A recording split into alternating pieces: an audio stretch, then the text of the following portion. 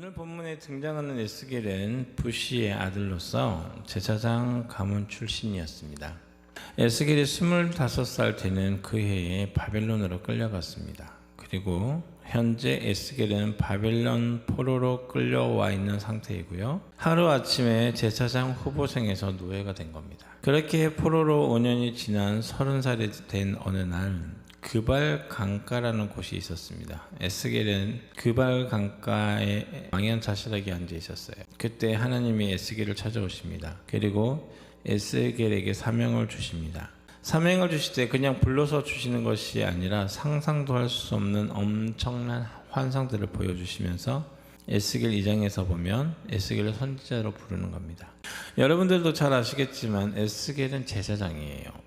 제사장은 원래 상막 안에서 일하는 사람이고 선지자는 상막 밖에서 일하는 사람이에요. 여러분 제사장과 선지자가 가끔 성경에 나올 때 조금 헷갈리시잖아요. 근데 쉽게 생각해서 제사장을 교회 목사님이라고 생각하면요, 선지자는 교회 밖에서 활동하는 선교사님쯤으로 생각하면 이해하기가 쉬울 거예요. 그래서 밖에서 선지자들이 말씀을 전해서 그 전도해서 교회 안으로 데리고 오면 제사장이 그 사람들을 죄를 속죄하게 하는 일들을 하는 거죠. 그리고 그들 나름 각자의 역할이 있었어요. 상막 밖에서 죄인에게 선지자가 하나님의 말씀을 선포해서 그를 상막 안으로 끌어들이면요, 제사장은 그 죄인이 하나님께 온전한 제사를 드리도록 돕는 역할을 했습니다. 그 각자의 역할이 다르죠.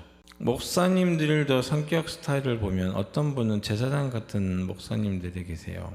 그런 분들은 죄를 사하고 위로하시고 그래 괜찮습니다, 주님의 용서입니다, 이런 위로적인 말을 하시는 목사님들이 있는가 하면 어떤 스타일의 선지자 같은 목사님들이 있어요. 그런 분들은 이렇게 말하죠. 그렇게 하면 죽고 내가 이렇게 해서 내가 기도 안 해서 그러는 거라고, 하나님께 안 신는데 뭐가 나겠냐고 이렇게 말씀하시는 목사님들이 계시죠. 이런 스타일은 선지자형 스타일이에요. 하나님은 그런 에스겔을 부르시는데 에스겔서 3장 17절에 보면 에스겔을 파수꾼으로 세웠다고 그래요. 파수꾼. 이 파수꾼이란 말은 차파이에요. 감시자라는 뜻이 있어요. 즉 경계하며 지킴 또는 그 지키는 그 사람을 말하는 거예요. 그러면서 하나님께서 에스겔에게 가서 유다 족속을 깨우치라고 말씀하시는 거예요. 에스겔에게. 저는 성경을 읽다가 하나님께서 우리를 파수꾼으로 세웠다는 이 말을 들으면 참 두려운 생각이 많이 들어요. 에스겔서 3장 18절에서 21절 한번 찾아보시겠어요? 자, 이 부분은 3장에 있는 내용은 어떤 내용이냐면 하나님께서 에스겔을 지금 선지자로 부르시면서 더불어서 하시는 말씀이에요. 18절 한번 읽어보시겠어요? 에스겔에게 하시는 말씀이에요. 시작. 가령 내가 악인에게 말하기를 너는 꼭 죽으리라 할 때에 내가 깨우치지 아니하거나 말로 악인에게 일러서 그의 악한 길을 떠나 생명을 구원하게 하지 아니하면 그 악인은 그의 죄악 중에서 죽으려니와 내가 그의 핏값을 내 손에서 찾을 것이고. 에스겔을 지금 보내면서 여러분 사실 이렇게 하나님께서 우리가 사명을 주시면서 이렇게 말하면 여러분 가고 싶겠습니까? 근데 하나님은 에스겔에게 이렇게 말하는 거예요. 그 다음 19절. 내가 악인을 깨우치되 그가 그의 악한 마음과 악한 행위에서 돌이키지 아니하면 그는 그의 죄악 중에서 죽으려니와 너는 내 생명에서 보존하리라. 악인이 돌이키면 산다는 거죠. 그 다음에 20절. 또 의인이 그의 공의에서 돌이켜 악을 행할 때에 이미 행한 그의 공의는 기억할 바 아니라 내가 그 앞에서 거치는 것을 두면 그가 죽을지니 이는 내가 그를 깨우치지 않음이니라. 그는 그의 죄 중에서 죽으려니와 그의 핏값은 내가 내 손에서. 여기서 내 손은 누구를 말하는 거야? 에스겔 너 손에서 찾을 거야. 그러니까 전도의 중요한 이유를 아시겠죠? 21절. 그러나 내가 그 악인을 깨우쳐 범죄하지 아니하게 하므로 그가 범죄하지 아니하면 정령 살리니 깨우침을 받음이며 너도 내 영혼을 보존하리라. 무섭죠? 읽으면서 조금 부담스러운 말씀이에요. 정리하면 이런 거예요. 18절에 보면 죄인을 깨우치지 않으면 그의 핏값은 내가 담당할 것이다. 에스겔에게 소명을 주시면서 하는 말씀이에요. 19절. 죄인을 깨우쳤으나 그가 듣지 않으면 자기의 피는 자기가 담당할 것이다. 듣지 않는 사람의 몫은 그 사람의 몫이다 라고 말씀하시고요. 20절. 악인이 공의에서 떠나면 이미 그 행한 공의는, 그러니까 무슨 얘기냐면 하나님 앞에서 100개 중에 99개를 잘했어요. 그런데 하나님께서는 그 100개 중에 하나를 잘못하면 그 100개를 다 못했다고 다 쳐버리신다는 거예요. 우리 구원의 원리가 이런 거거든요, 여러분. 우리가 하나님 나라에 들어갈 때 100개의 선을 두고 천국에 여러분을 들여준다고 말을 했을 때 하나를 잘못하면 다 못한 거예요. 에스겔에서 지금 똑같은 이야기를 하시고 계시는 거예요. 21절 보시면 의인을 깨우쳐 범죄하지 않게 하면 내 영혼이 보존될 것이다. 이게 전도자의 사명이라는 거죠. 제가 나중에 이 말씀을 읽으면서 그런 생각을 했어요. 하나님의 말씀을 전하는 일이 이렇게 무서운 책임인 줄 알았으면 사명을 우리가 참 우습게 생각하고 지나갈 때가 많아요. 주님께서 주신 맡긴 일을 감당하지 못할 때 그 책임을 하나님은 모르신다고 성경에 그렇게 되어 있더라고요. 마태복음 18장 6절에 누구든지 나를 믿는 이 작은 자 중 하나를 실족하게 하면 차라리 연자 맷돌이 그 목에 달려서 깊은 바다에 빠뜨리는 것이 나으니라. 무서운 말씀이었어요. 예수님께서 하신 말씀이에요. 너에게 맡겨준 생명을 너희가 잃으면 그 얘기예요. 그럼 오늘 본문을 통해서 주신 하나님의 메시지가 있어요. 우리에게 말씀이 온전히 임하기 전에는 하나님께서 우리는 마른 뼈라고 말씀하셨어요. 오늘 우리 에스겔서 37장에 보면 에스겔이 지금 뼈밖에 없는 골짜기를 지나가고 있는 장면이에요. 아까 우리가 읽었던 것처럼 에스겔서 37장 1절로 다시 와서요. 하나님께서 에스겔에게 권능으로 임재하세요. 그리고 여기서 임재라는 말은 이제 하야입니다. 뜻은 있다, 존재하다라는 거예요. 즉 하나님께서 에스겔에게 임재하셨는데 권능, 즉 힘으로 에스겔 안에 이렇게 들어오셨다는 말이에요. 그런데 여러분, 하나님께서 에스겔에게 어떻게 임재하셨는지 37장 15절에 보시면요, 여호와의 말씀이 또 내게 임하여 이르시되라고 되어 있어요. 그러니까 하나님께서 에스겔에게 임하시는데 어떻게 임하셨죠? 말씀으로 임하셨어요. 무엇으로요? 말씀으로. 그리고 에스겔에게 말씀이 권능으로 임했어요. 오늘 본문을 보시면 하나님 에스겔에게 가서 마른 뼈들을 보고 뭐라고 말하냐면 태어나라.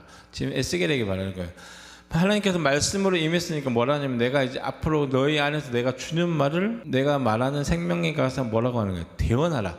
태어나라는 말은 에스겔의 주인이 아니라 하나님의 말씀을 받은 자가 하는 역할을 대언이라고 하는 거거든요. 이 대언이라는 말은 원래 원어로는 나바라는 말이에요. 부글부글 끓게 하다, 넘쳐 흐르다라는 뜻이 있어요. 그리고 선지자로서 신성한 능력으로 말하다. 이 말 자체가 부글부글 끓어요. 여러분, 하나님의 말씀이 여러분에게 임하면 부글부글 끓어요. 그래서 우리 마음에 생길 때 복음을 전하지 않으면 바울이 한 말 있죠. 내 마음에 불타는 것 같다. 전하지 않으면 견딜 수가 없는 그런 마음인 거죠. 하나님은 지금 에스겔에게 자기에게 임한 하나님의 말씀을 가서 그들에게, 뼈들에게 말하라는 거예요. 그런데 어떻게 되어나는 거냐면 에스겔서 37장 4절에 이렇게 되어 있어요. 또 내게 이르시되 너는 이 모든 뼈에게 대언하여 이르기를 너희 모든 뼈들아 여호와의 말씀을 들을지어다 라고 전하라는 거예요. 하나님의 말씀을 전하는 방법이 하나님의 말씀을 들을지어다. 그러니까 이게 말하는 것은 지금 에스겔 자체가 자신이 누구의 말을 가지고 나갑니까? 하나님의 말씀을 받아서 나가잖아요. 이해되세요? 에스겔이 전하는 말이 하나님의 말씀이 된 거예요. 우리 담임 목사님이나 올라 목사님 설교하실 때 그 말씀이 하나님으로부터 대언을 받았기 때문에 그 말씀이 여호와의 말씀을 들을지어라고 할 때 그 말씀은 하나님의 말씀이 되는 거예요. 왜냐하면 사람이 자기가 자기의 말을 하는 것이 아니라 하나님으로부터 말씀을 받아서 전하기 때문에 그렇게 되는 거예요. 그리고 너희 마른 뼈들아 여호와의 말씀을 들어라 이렇게 대언하는 겁니다. 그리고 에스겔은 37장 7절에 보면 에스겔이 하나님의 말씀대로 대언을 합니다. 이에 내가 명령을 따라 대언하니 대언할 때에 말씀이 대언되는데 그 다음에 일어나는 일이 소리가 나고 움직이며 이 뼈가 들어맞아 뼈들이 서로 연결되더라라고 되어 있어요. 말씀이 뭐 할 때요? 선포되어질 때. 저는 가끔 예전에 2000년도 초반이었던 것 같아요. 청년 때 그때 여수 음파교회에 대한 소문을 되게 많이 들었어요. 아시죠? 그때 고반호 목사님인가요? 그때 그분 참 엄청났거든요. 나는 그때 이해할 수 없는 소리를 들었어요. 앞에서 목사님이 강단에서 설교를 하시는데 목사님은 아무 행동도 하지 않으셨대요. 근데 그분에게 약간 이제 특별한 이렇게 말씀을 선포하는 게 있대요. 근데 말씀을 듣는 사람들이 병이 떠나는 일이 실제 일어났다는 거예요. 그 얘기를 듣고 야 요즘 시대에 그렇게 역사가 나타나는 목사님이 있나라고 생각을 했는데 그게 성경적인 거더라고요. 말씀이 선포되어질 때 회복이 나타나는. 우리가 생각했을 때 교회 와가지고 예배드리고 찬양드리고 할 때 마음에 우리는 항상 그 정도밖에 생각하지 않아요. 어디까지만 생각하냐면 와가지고 위로받고 회복받고 문제 해결되고 여기까지밖에 안 하잖아요. 근데 우리가 하나님의 말씀이 선포되어질 때 우리가 살아난다는 생각을 하는 사람은 별로 없어요. 여러분 혹시 왔는데 아픈 병이 말씀 중에 떠나간다고 그런 믿음으로 교회 나오시는 분이 있으세요? 없어요. 근데 성경은 말씀이 되어낼 때 이 뼈가 서로 뼈가 성경에 보면 완전히 앙상한 뼈예요. 뭐라고 되어 있냐면 37장 2절에 말랐는데 아주 말랐더라. 그러니까 이 얘기는 무슨 얘기냐면 그 뼈가 소생할 가능성은 0.00001%도 없는 상태.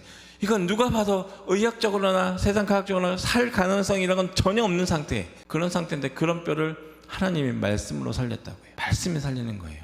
에스겔은 하나님이 말씀하신 대로 그 말씀하신 대로 되어냈을 뿐이에요. 다른 얘기를 한 게 아니에요. 그래서 교회에서도 제가 요즘에 그런 얘기를 해요. 선생님들에게 여러분의 생각을 아이들에게 주입하려고 하지 말아라. 여기 교사 선생님들도 계시잖아요. 자기 생각을 주입하면 안 돼요. 가끔 보면 이런 분들도 계시더라고요. 어렸을 때 제 선생님들 보면 막 자기 살아온 얘기를 막 침을 튀기면서 막 얘기를 해요. 근데 그 속에 말씀이 없더라고. 우리가 맡은 부서에서는 생명들에게 말씀을 전하거나 아니면 내 자식들을 가르칠 때 하나님의 말씀 갖고 해야죠. 말씀이 살린다고 그랬잖아요. 근데 우리는 자꾸 자기 얘기를 하거든. 자기 얘기를 하니까 무슨 일이 일어나냐면 소망이 안 생기는 거예요. 왜? 지금까지 본 게 자기가 본 게 다야. 하나님의 말씀을 대언하십시오. 여러분도 그렇게 입술을 달라고 기도하셔야 될 줄 믿습니다. 에스겔은 하나님이 말씀하신 대로 그 말씀대로 대언했어요. 그랬더니 대언할 때 소리가 나고 움직이고 이 뼈 저 뼈가 서로 들이맞아서 뼈들에 연결되더라는 거예요. 우리도 하나님의 말씀을 가지고 이제 이렇게 대언하십시오. 선포하십시오. 예수 안에 있는 생명의 성령의 법이 죄와 사망의 법에서 너를 해방하였느니라. 아멘. 성경에서 선포했어요. 이거는 너희가 믿어도 되고 안 믿어도 되고가 아니라 성경에서 선포한 거예요. 되었느니라 하면 끝난 거 아니에요? 근데 우리는 아직도 그걸 못 붙잡고 있잖아요. 자꾸 자기 생각 가지고 지금 이거 안 돼요, 저거 안 돼요, 자꾸 재고 있어요. 여러분 전도하고 싶은 사람 있으세요? 여러분 계산 갖고 하지 말고 그냥 말씀 갖고 태어나세요. 보면서 막 예전에 제 어머니가 그랬어요. 전도하는데 사람들 말하는데 옆에서 가가지고 막 뒤에서 막 기도한대요. 예수님 믿을지어다 막 이러고 막 선포하고 자기 믿음이었겠죠. 그 사람 믿음인 거예요. 이게 맞다는 방법은 아니지만 그런 믿음 갖고 하는 거예요. 나는 저주의 사람에서 축복의 사람으로 옮겨졌다. 나는 예수의 이름으로 질병이 떠나가고 나았다. 이렇게 선포하는 거예요. 그러면 이 뼈 저 뼈가 서로 맞는 우리의 모든 문제도 하나씩 다 풀려나갈 줄 믿습니다. 말씀을 대언하라.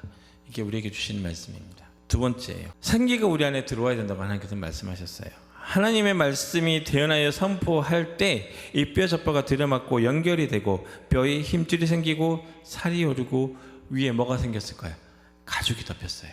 오늘 에스겔서 37장에 보면 참 재미있는 표현들이 나와요. 여기에 보면 살아나게 하라는 말이 3번 나와요. 5장, 9장, 14절을 보면 살아나게 하라. 그리고 6장 13절에서 14절을 보면 너희가 이렇게 일이 일어났을 때 너희가 드디어 결코 내가 여호와인 줄 알리라는 말이 또 웃기게 3번 나와요. 여러분 3은 무슨 숫자죠? 완전 숫자예요. 그리고 여기서 보면 6장 8절에 보면 힘, 살, 가족 생기가 하나님께서 생겨나도록 하시고요. 그리고 4장, 7장, 9장, 10장, 12절 5번 나오는데 이 대언하란 말을 5번 말씀하시는 거예요. 이렇게 의미 있는 성경의 숫자들이 있어요. 성경에서 자꾸 이런 표현들이 되는 것은 이게 이 말씀이 생명력이 있다는 것을 성경은 지금 증명하고 있는 거거든요. 그러면 이 말씀은 우리의 말씀이 되면 우리도 주의 말씀으로 증언하면서 대언하며 나아갔을 때 그 역사가 우리에게 나타나겠습니까? 안 나타나겠습니까? 나타나게 되는 거예요. 여러분 하나님의 말씀을 믿으십시오. 말씀 안에 살 길이에요. 말씀을 그냥 내 마음 개화가지고 내 마음 편하고자 하는 정도로 그 정도로 받아들이시면 안 돼요. 말씀은 죽은 자를 살립니다. 여러분은 살릴 것이고요. 여러분의 영혼이 지금 온전하다고 생각하시네. 저는 내 모습을 볼 때마다 얼마나 부끄럽고 엉망인지 모르겠어요. 가끔 내가 이런 게 들어요. 주님 나를 언제쯤 나를 좀 회복시켜 주실 겁니까? 그런데 성경은 답이 있었어요. 말씀으로 태어날 때 살아나라. 여러분 이 말씀이 여러분과 여러분의 가족과 여러분의 이웃과 여러분의 가르치는 생명과 여러분이 돌보고 있는 사람들을 살리실 줄 믿습니다. 여호와 하나님의 말씀을 대언하십시오. 믿고 대언하시면 돼요.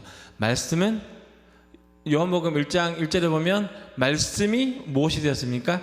육신이 된 그분이 누구예요? 예수예요. 결국 예수를 선포하는 그 말씀이 우리를 살리시고 우리의 모든 형편을 중에서 악하고 좋지 않은 모든 상황과 어려움 속에서 우리를 돌이키실 줄 믿습니다. 기도하겠습니다.